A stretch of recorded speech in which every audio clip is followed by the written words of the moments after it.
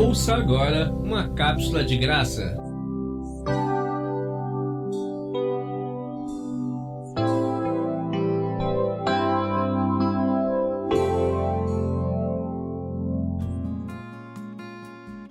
O Evangelho de Paulo.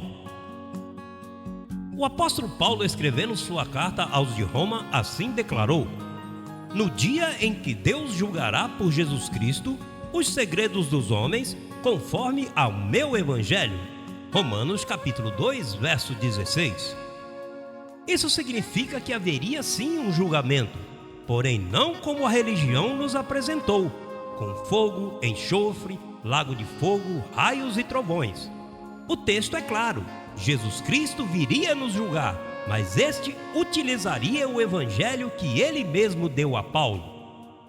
O tribunal de Cristo é estabelecido no seio da igreja, ou seja, aquele que sobe a uma tribuna, este deve julgar aos escolhidos do Senhor, utilizando somente o evangelho de Paulo.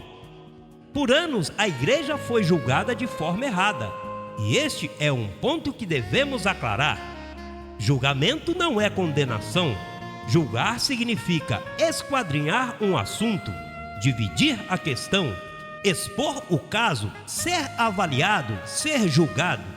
Veja o que o apóstolo escreve à igreja aos de Corinto: assim que não julgueis nada antes de tempo, até que venha o Senhor, o qual aclarará também o oculto das trevas e manifestará as intenções dos corações. E então cada um receberá seu louvor de Deus. Primeira carta do apóstolo Paulo aos Coríntios, capítulo 4, verso 5. Mas o que vimos por mais de 2000 anos? A religião condenando e mandando muitos supostamente a um inferno que já não existe mais. Quando o apóstolo Paulo fala que o próprio Senhor traria luz ao oculto das trevas, isso significa que seu evangelho nos tiraria das trevas da ignorância, do desconhecimento, pois o evangelho que Paulo escreveu julga os segredos dos homens. Este pode tirar a medida e a intenção de cada coração.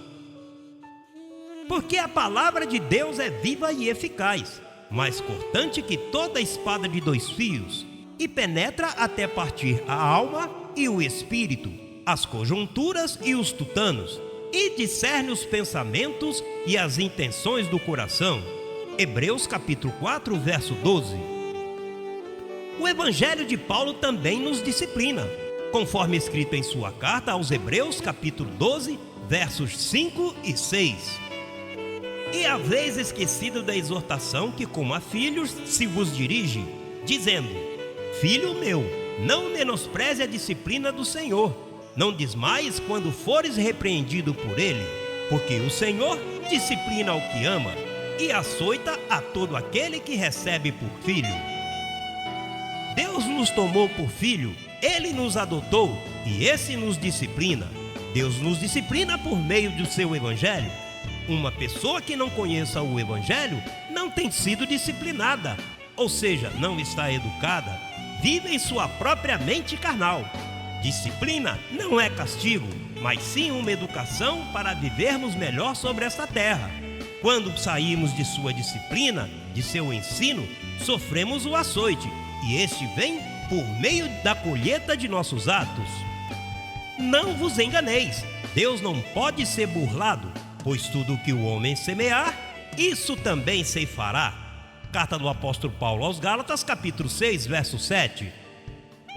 Deus não tem prazer em nos castigar. A religião pintou um quadro no qual este é um tirano e opressor. Esse não é o nosso Deus. O evangelho tem o poder de disciplinar-nos, mas você não perde sua salvação, nem tampouco sua posição de filho. Erroneamente, interpretaram há muitos versos que hoje estão escritos nas cartas de Paulo. Por exemplo, Hebreus capítulo 6, do verso 4 ao 6. Porque é impossível que os que uma vez foram iluminados e provaram do dom celestial e foram feitos partícipes do Espírito Santo, e assim mesmo provaram da boa palavra de Deus e os poderes do século vindouro, e recaíram, sejam outra vez renovados para arrependimento, crucificando de novo para si mesmo o Filho de Deus e expondo-lhe a vitupério. Aí está falando de pessoas que, depois de conhecerem a verdade, este poderoso evangelho, e serem participantes dos poderes do século vindouro, caíram, deixaram de crer na palavra. A estas pessoas é impossível renová-las novamente para arrependimento, pois, voltando às antigas práticas da lei, estão crucificando de novo para si mesmo o Filho de Deus. Nós recebemos um firme fundamento, Cristo e este ressuscitado. Nada e ninguém pode colocar outro além deste. Conforme a graça de Deus que me foi dada, eu, como perito arquiteto, pus o fundamento, e outro edifica em cima, mas cada um veja como sobre-edifica. Porque ninguém pode pôr outro fundamento que o que está posto, o qual é Jesus Cristo. Primeira carta do apóstolo Paulo aos Coríntios, capítulo 3, versos 10 e 11. Hoje, cada um de nós tem a responsabilidade de estabelecermos nossas vidas, edificá-las sobre este fundamento, utilizando os materiais corretos para esta edificação. E se sobre este fundamento algum edificar ouro, prata, pedras preciosas, madeira, feno, palha, a obra de cada um se manifestará, porque o dia a declarará, pois pelo fogo será revelada, e a obra de cada um, qual seja, o fogo aprovará. A seu tempo tudo se aclara, tudo vem à luz, e isto por meio do evangelho dado a Paulo.